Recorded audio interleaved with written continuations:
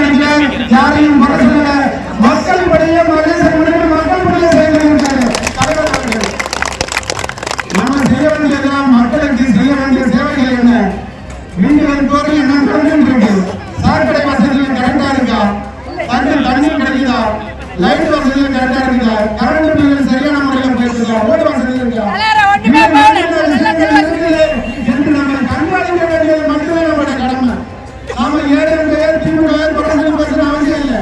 ஆனா மக்களுக்கு தெரியும் இதுவரைக்கும் ஆன்மீகத்தில் என்ன செஞ்சிருக்காங்க, இனி என்ன செய்ய போறாங்க அப்படிங்கிறது மக்களுக்கு தெரியும். ஆனா வருகின்ற காலத்துல மக்கள் தெளிவாக இருக்காங்க. கண்டிப்பாக தலைவர் தளபதி அவர்களை பேசக்கூடிய சொந்தங்கள் நிறைய இருக்குது.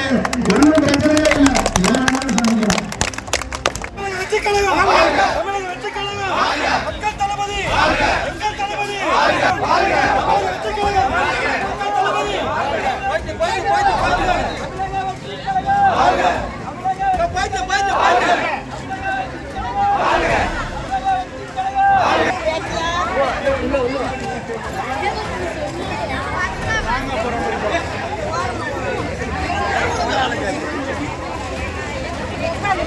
on.